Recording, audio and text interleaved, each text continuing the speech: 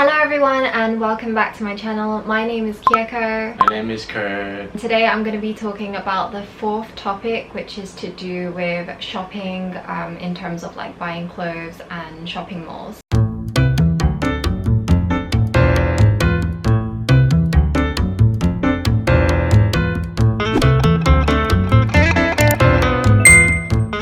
I'll add part 1, 2, 3 in the description box down below, so go check that out. And I have also made a video comparing Hong Kong to London, so you can check that out as well. Okay, let's begin. The top is probably Harrods, where a lot of tourists go as well as Selfridges.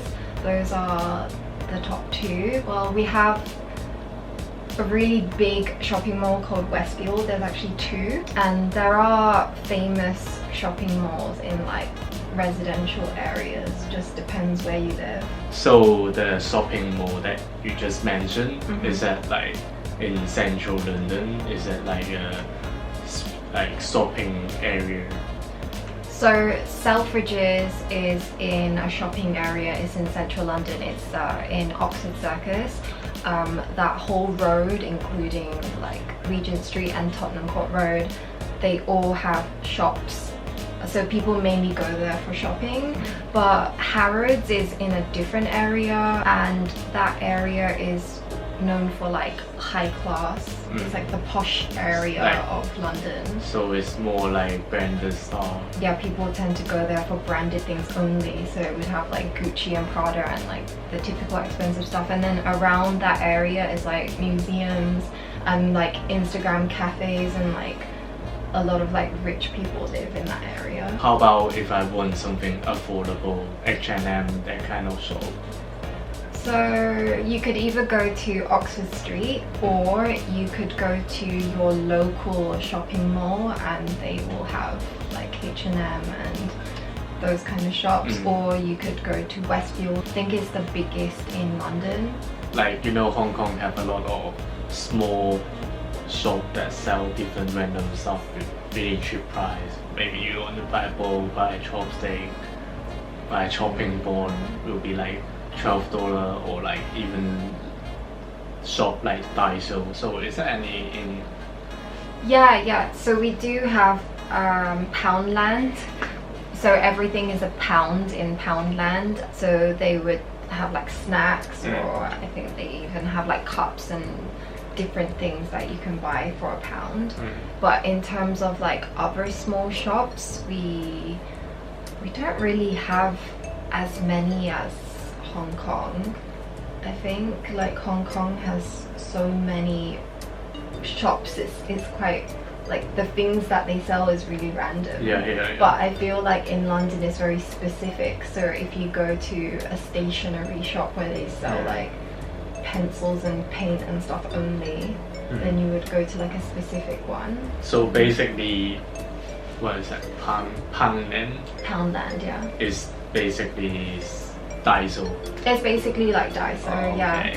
I want to know like when is the peak time for the shopping? Yeah, so obviously during sales, that's the time when everyone goes shopping. So obviously there's summer sales like in every country, but I would say the most busiest time is Black Friday and Christmas. Black Friday, a lot of people go wild and they like queue up outside and they just kind of jump on each other. Yeah, it's just so packed, and I feel sorry for anyone who is like a retail worker or like a shop assistant during that time, because it's honestly so tiring. But yeah, Christmas is also packed because everyone's trying to buy Christmas trees and decorations and presents. So those are like the top two peak times, I think. So that is the most discount time for the whole year. Yeah. If you want to get the most discount price, you can save it for that 2 days. Yeah, especially Black Friday, I feel like it's more worth it for electronics, to buy a TV or a computer or something. during Black Friday. It's more worth it. One thing I think is quite important for daily life as well, which is like pharmacy. You know, Hong Kong have a lot like Manning, Watsons, even like different local pharmacy around your That's area. true, yeah, there's a lot here. So compared to London, so which one that you can recommend, or like what choice they have? So I would say the shop that's most similar to Manning's or Watson's is Boots. Boots is like all over the UK, it's not just in London. Boots sells the typical stuff like shampoo and body wash and skincare and like baby products, first aid and that kind of stuff, but there's also a pharmacy inside. So you know, if you ever go to the doctor and you get a prescription, you can take that to Boots and give it to them, and then they will give the medication to you. But we do have like other local pharmacies as well, and those tend to be in the local like residential areas, probably right next to your GP, so the general practitioner. But we don't have like any more than that. It's, oh no wait, we do. We have Boots and we have Superdrug. I don't know if there's any more that's been created since I like left London. True. Yeah, there might be more, but like the two famous ones that I know of are Boots and Superdrug. So Siming, you mentioned about like skincare and like makeup, that kind of stuff. After you mentioned makeup, I don't know. Yeah, it's in Boots. Yeah. But like, I want to ask, like, you know, Hong Kong have different countries makeup or skincare or Yeah, Hong Kong has like a wider selection of things. like maybe say like more Asian. Yeah. So it's like any choice in London or UK? London doesn't really have like any Japanese or Korean skincare and like things from Southeast Asia or like China. They don't really have anything from Asia.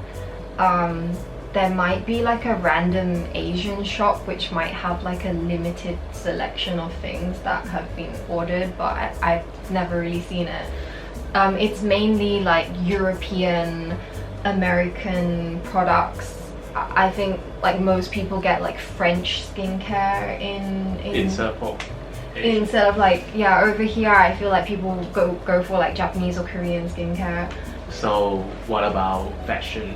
It's different from like Asia, where there's a lot of one size clothing. Like if you go into one of those small shops, it's like everything is the same size. Yeah. We don't really have those shops in London. So yeah, the size is different, the selection is also different. Like what you might find in Hong Kong H&M might not even sell in the London H&M. Like the taste is different. So if I really want the Asian style, the only thing that I can do maybe order online and like buy it somewhere else online, or yeah, just buy like most of the stuff online. Yeah, I think the only like really big one I know, which is in like every country, is Uniqlo. That's like the only thing. I don't. You know, some people need to DIY or like need some furniture. Is there any like this kind of shop? Yeah. So we do have like big warehouse stores. So for DIY, we have like, I'll just give like one example. It's B&Q. I'm sure we have like more, but for example, B&Q sells, you know, paint and like wood, doorknobs, and just things that might break in your house. You can like replace it. Yeah, and they also have like garden things as well as like barbecue things that, you know, because a lot of people do barbecue in their garden. In terms of like other furniture shops, we do have smaller shops that are more specific. So maybe you want to buy a sofa, there'll be like a tiny shop that only sells sofas, or like lights and light bulbs, or like a shop that sells like toilet stuff only, bathroom. Yeah, so we do have like many shops like that around. We also have our favorite, which is IKEA, which I think is like everywhere in the world now. What I love about the IKEA in London is that it has like a food court and it's super cheap. I didn't be to other IKEA instead of the one that we usually go. But Also, like they might have some seat at the other shop. Okay. Yeah, but like they serve food as well. But the difference is Hong Kong size and you guys size is different. Like Definitely. your DIY shop is like a warehouse. Yeah, it's much bigger. Yeah, and then there's like a massive car park that surrounds it, so you can shop as much as you like. Okay, so that's it for today. Thank you so much for watching. I have finished all 4 videos on locals advice on moving to London. I will do a tips video, but that will probably be like later on. But I really hope that this helped people who want to move to London and they've never been there before and they don't know where to go or what to do. If you do have any more questions, please comment down below and I'll try to answer them in the comment section or in the tips video. I know all these videos were pretty long, so if you did watch every single video right to the end, thank you so much. So make sure you like, share, comment and subscribe, and I'll see you in my next video. Bye bye.